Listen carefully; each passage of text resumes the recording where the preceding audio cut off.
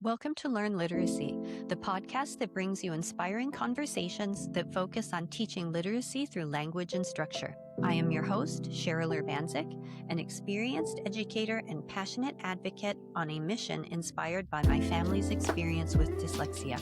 Each episode explores topics that help us understand how we can teach the language as it is to the student as they are. Tune in and become part of a community dedicated to supporting language for life. Okay, welcome everyone to this episode of the Learn Literacy podcast, where we celebrate language for life through teaching literacy through language and structure.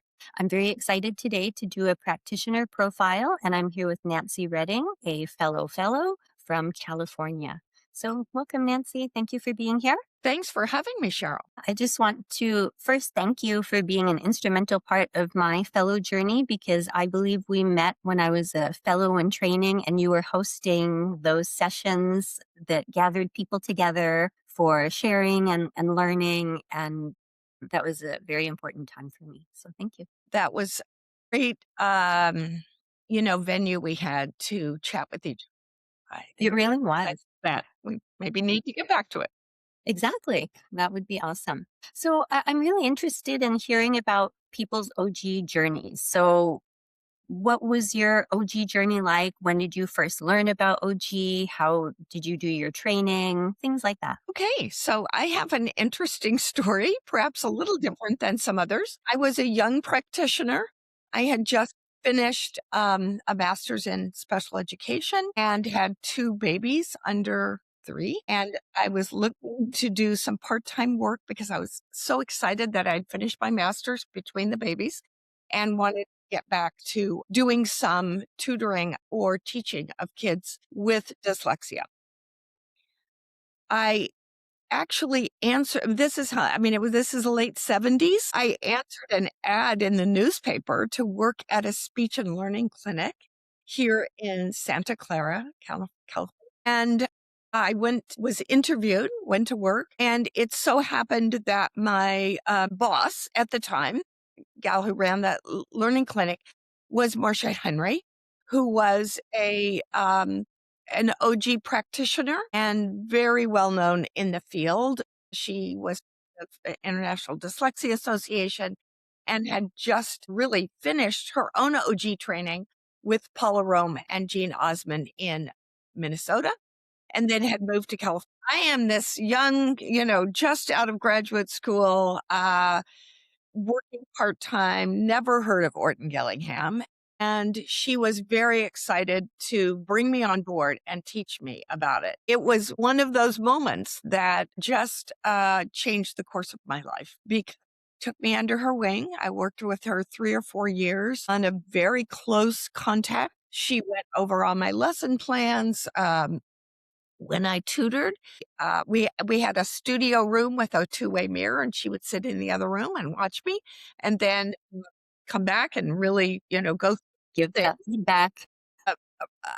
Just from beginning to end, taught me so much about structure of the language, about what Orton-Gillingham was, about how effective it was. So at that time, I worked with her, as I say, 3 or 4 years. I was doing pull-out tutoring in some schools here in California. The schools here in California used our clinic as push-in. We would go into the schools. The parents would pay us, and we would, push-in is not the right word. We would then, they would give us a space, and we would work with some of the kids who did have dyslexia or other kind of learning issue with language based. And so I did that for quite a while, then actually left there. And my journey has constantly followed Marcia. We are still good friends. We, after a while, began to think, why are we reinventing the wheel all the time with these lessons? So we started writing a book together, which we called Tutor at the time, and we self-published. And then it's been updated 3 or 4 times. It's now published through ProEd in Austin called Patterns for Success in Reading and Spelling. And they are Orton-Gillingham based lessons. Anyway, beyond that, I worked for grammar schools, elementary schools, doing a lot of pull-out tutoring work, and was hired actually by a couple of schools here and there to do that. Fast forward, and I moved to community college, and I worked in a college here in California for about 15 years, working with adults who had dyslexia. I was a learning specialist, they called it, in the community college. And we did testing and tutoring and taught classes and did a lot of counseling work, academic counseling with kids. It's amazing because that's such an underserved population. Even now, we feel It adults, like, was a focus is on fabulous kids, but experience. that's like a whole nother digression. It is. I Having started out my career as a high school English teacher, it was a good fit for me to go back and work with we're young adults, not high school age, so I did that. And then, from there, I went back to high school and became a learning specialist in a high school. My kids were at a parochial high school here. They had no learning program to support the kids, and they asked if I would start that. So I did that. And all the way through used my OG. I adapted OG to teach the college kids. We had what we call a writing class, writing and grammar. It was a lot of spelling, a lot of helping them with how to words and then how to write sentences, sentence level, paragraph level, but a lot of OG. And then in the high school as well, used that a lot along with helping with study skills and supporting the kids there. I left there in about 2015. I knew there was an academy. I had tangentially been associated with it, but had not ever joined it. But I decided that I wanted to teach Orton-Gillingham.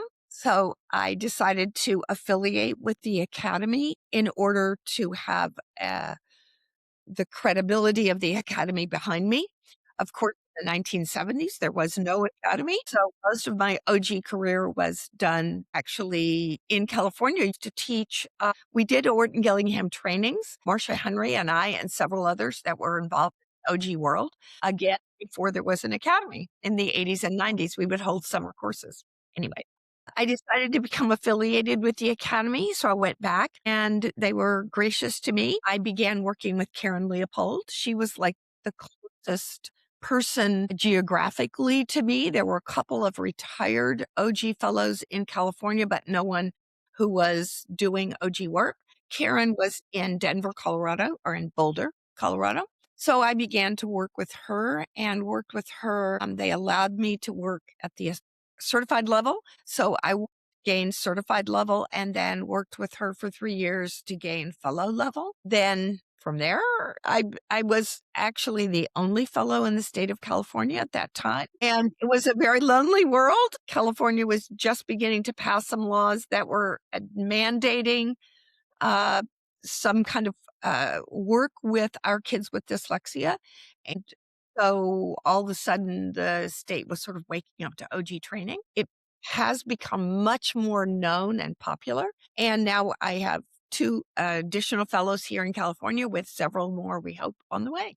That was a long answer to a short question. Well, that's okay, but it's amazing. The time frame that you've been involved with OG and the variety of experiences are really amazing. And considering that the time when you first started learning, let's say until now, what have you seen in terms of changes in OG or how OG is practiced? Do you see it as pretty much the same? Are there new trends, old trends, that type of thing? Good question. So I will preface it by saying that when I decided that I would love to train teachers in Orton-Gillingham, I looked at the possibilities and all of the people that I had admired, that I had worked with, that had mentored me through my time when the academy and some of the other organizations kind of came into being in the early 90s. Most of the people that I admired went to the academy. Not all, but many. So I felt that that was a really valid and a good place for me to be associated with.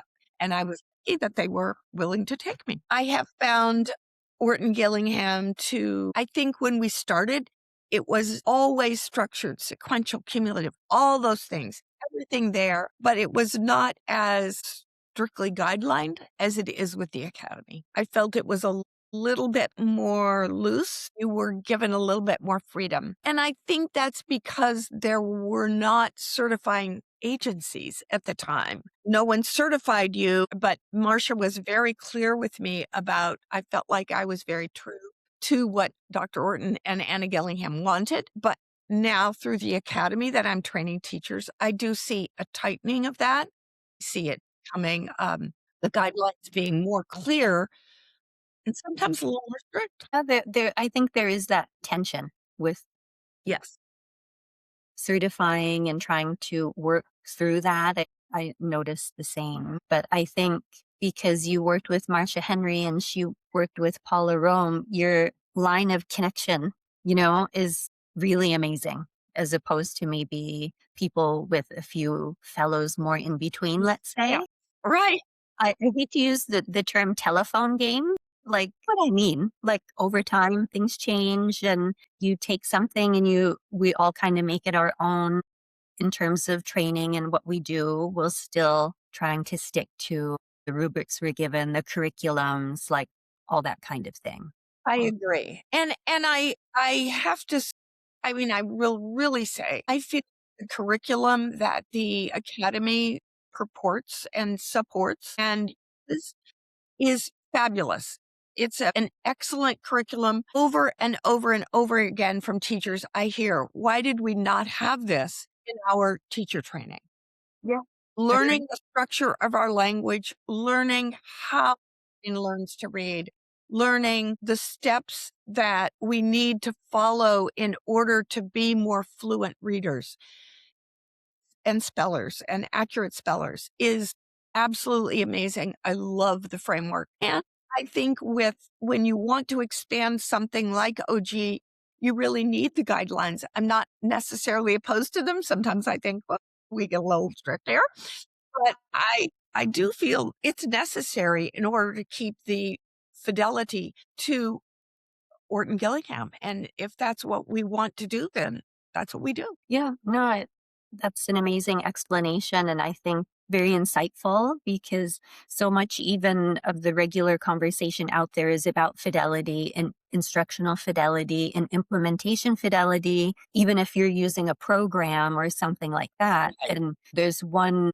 way of fidelity, as in, well, I'm just reading from the script in my book. You know what I mean? As opposed to fidelity when you have a practitioner who has this body of knowledge and then is trying to apply it to meet the unique profile of the student in front of you. And Absolutely. they're just Absolutely. two And different what I tell things. teachers too is that what you learn in an Orton-Gillingham training is not just how to do something, but why. And your depth of knowledge about the language and how to teach structured literacy is so deep that then you have the ability to individualize, whether it's for a class or a one-to-one individual. You have ability because you have the knowledge base. Yeah, no, completely agreed. And I love that you mentioned the why, because one thing I'm always talking about with in my trainings is that cognitive piece. You need to explain this to the student why you're doing it this way, how you're integrating all these things. It's not like rote things as in ROTE, it's Yes. understanding why and drawing upon that strength of the learner to apply these things. And many of our kids, I think one of the strengths of our kids with dyslexia is often that reasoning piece. It's that ability to reason. And because this does not automatically come to them because they do have their phonological and or orthographic issues, they love knowing the rules because then they can spell with fidelity, they can and accuracy and say, I know why I use DGE in that word. I know why I'm going to divide that word this way in order to read it more carefully and comfortably. So our kids love knowing the whys. So I think so too. And I think the teachers love learning the whys, Mhm. but it's also reminding them to share that with the students. So the Yep. students see that too. Right. So Yeah. that's neat. So in terms of your current practice, are you still seeing students? Are you mostly training or what I is it am like? not seeing students and I miss it. I think everybody does. I want to And have a I student, might but I'm get back trying to there. create some time in the day. But when I became a fellow, at the same time California passed these literacy, this dyslexia law, and awareness really just exploded. I could not keep up with the trainings Amazing. and felt like I had to really do that while the moment was there. Hmm. Yeah. So it's more than full time right now, trying to keep up with that. And I'm a lone practitioner. I'm not involved with a university or an institution or school, although I'm a fellow of record of a school. I'm not involved in any bigger organization. So it's all I can do. But I do miss kids and hopefully we'll get there soon.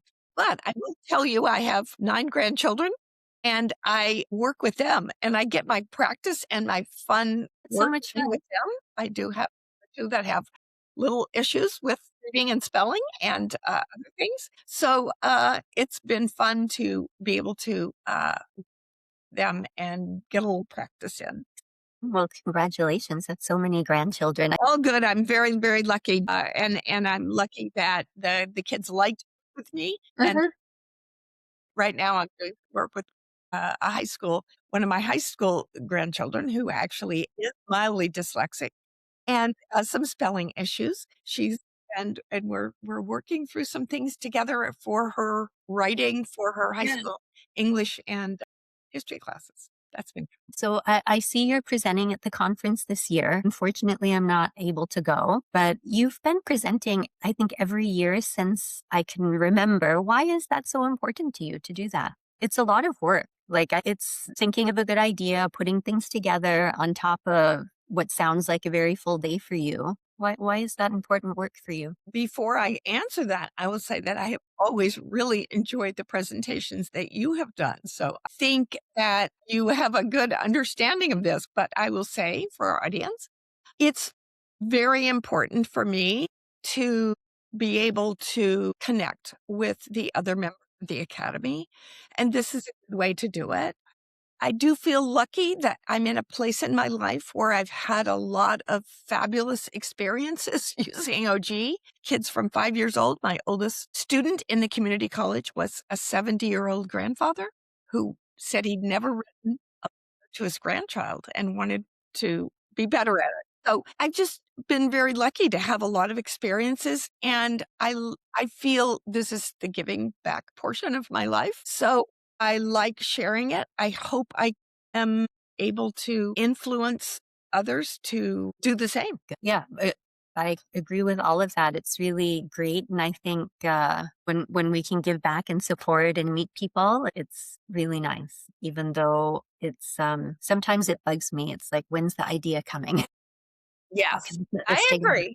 You I know what I agree. mean? And I just try and think about what am I reading and seeing in the different venues about our OG world and our world of kids who are Right. learning to read and spell. So, what's your topic this year, and why did you decide on that? I'm going to talk about how orthographic mapping is supported by all of the different sections of the Orton-Gillingham lesson. Good. And I've spoken on orthographic mapping before and actually very privileged to work with Nancy Mather on one of the chapters of one of her books on orthographic mapping. And so I have researched it and decided that and I think the term orthographic mapping for a while was sort of this vague term and people were not sure about it.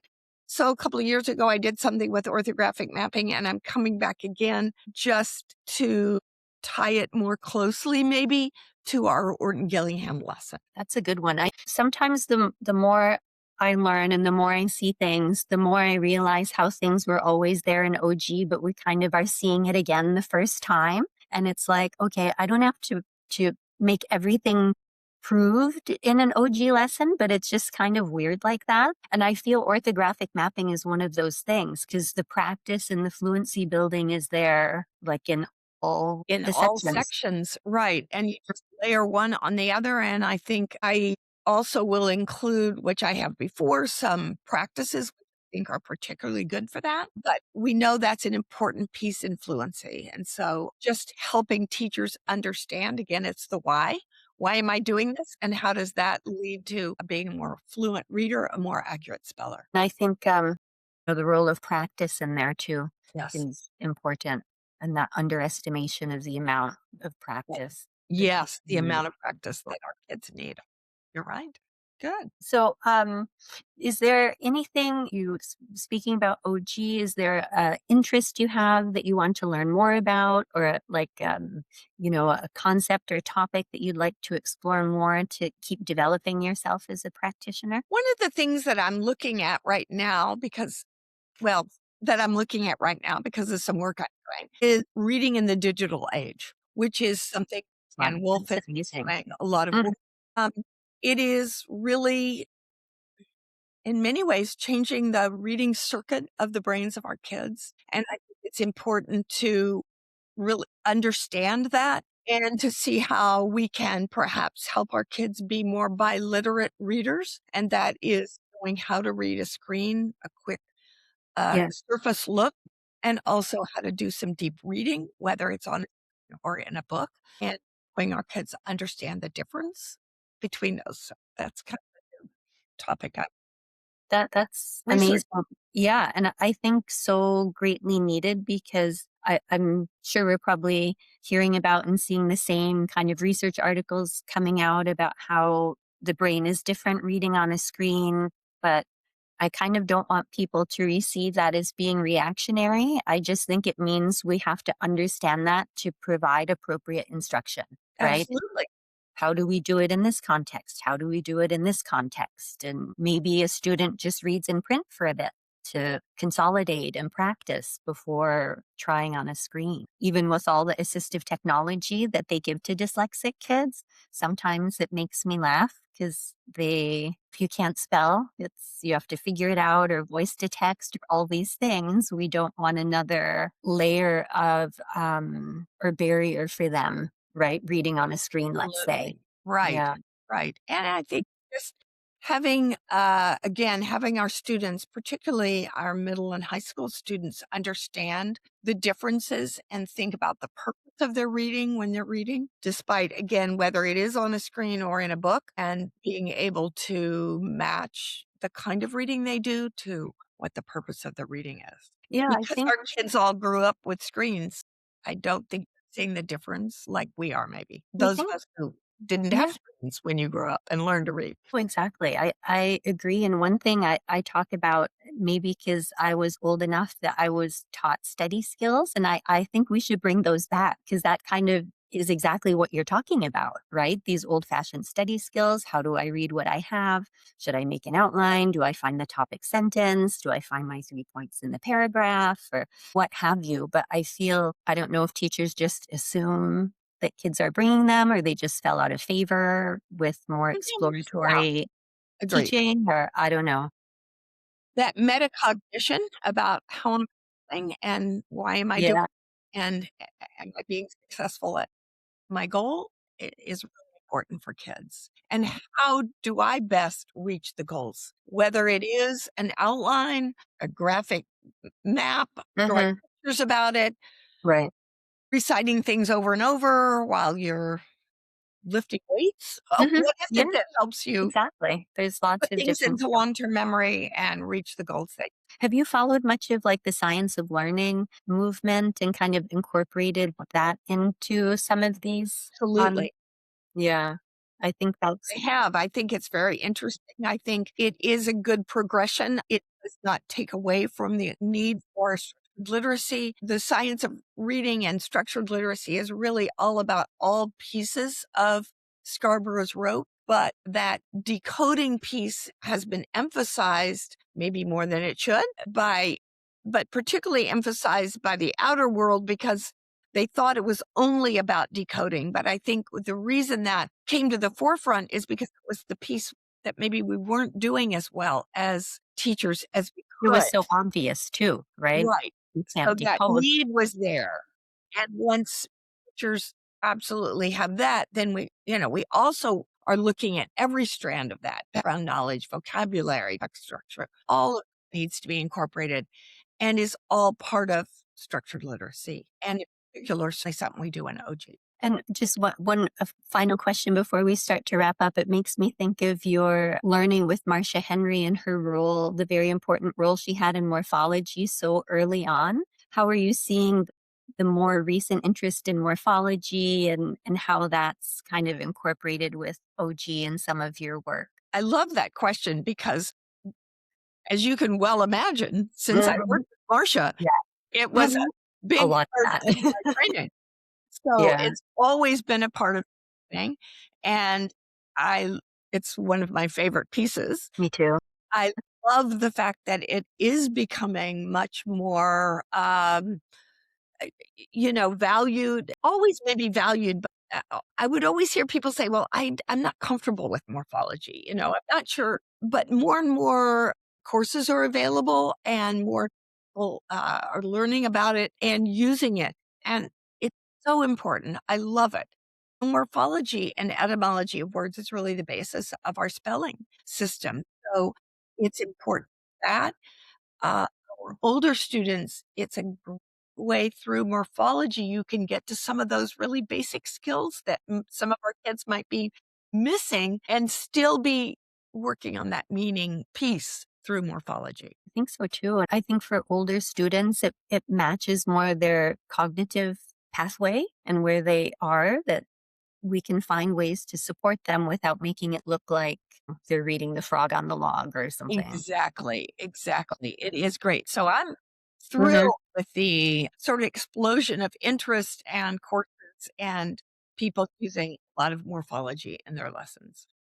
Yeah, Yeah. me too. I have Marcia's books, and if people aren't aware of Marcia Henry and her books, just Google them and find them, and they're amazing. So, okay. In terms of wrapping up, the final question I like to ask people is just sharing a bit of advice that you want to pay forward, or maybe that you wish you had heard or learned when you were starting out. What would you share in addition to all the things you've already shared? Okay, great. Again, I really like that question. I think that for practitioners of OG, I would say to take one step at a time, not to look too far ahead, to really think about learning structure of language, learning how to apply it in your teaching, and in working with the kids, again, not moving too fast, understanding how much practice they need. And so that you are working to help them develop their skills and their ability to the fullest and reach their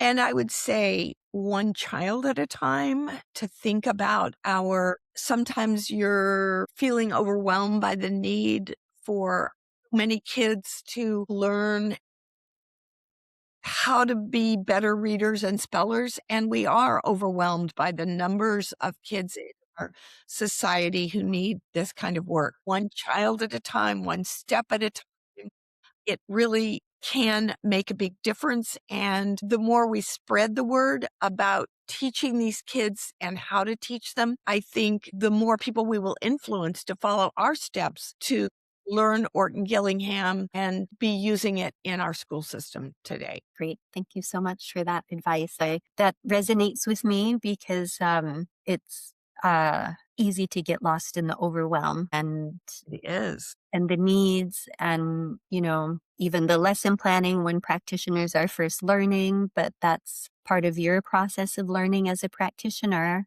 how we put together lessons when you can't just Google the worksheet for the student you have, right? It's when you start out with a child, you think there's so much to teach them. Oh my gosh, I've got to go fast. Mhm. Right. The reason they're with you usually is because it did go too fast and they were not grabbing onto those concepts. You can't teach every concept. As Anna Gillingham said, go as fast as you can, but as slow as you must. But what you are teaching them is that there's an internal structure of words, whether it's changing a vowel sound in a CVC word or it's changing a morpheme in a much longer word. And once kids learn that concept and they are using it, they begin to teach themselves. So I think it's Get that important. confidence that they Right. can do it and it all feeds in together. Well, thank you so much, Nancy. I really appreciate this conversation and learning more about you and hearing your thoughts on things. And I'm sure people will enjoy that as well. So Cheryl, thank you so much for having me. I am very honored to be on, and I thank you, and I love the work you do, and I think this kind of a medium is very important for our OG practitioners to just grow in their own field and in their that's own part of knowledge. what we're trying to do is to the goal is really getting the knowledge out there to support kids at the end of the day. And the OG is a We're great all there for vehicle the kids. for that. That's what Yeah. it's about. Good. Amazing. Well, Okay. thanks, Cheryl. All righty. Bye-bye. Thank you for tuning in to the Learn Literacy podcast, your trusted source for learning how to teach literacy through language and structure. If you enjoyed this episode, don't forget to like, subscribe, and share the podcast with fellow educators and literacy advocates. For more information, visit learnliteracy.com and follow us on social media at LearnLiteracy1 for the latest updates. Together, we can empower every learner. Until next time, remember our goal of language for life.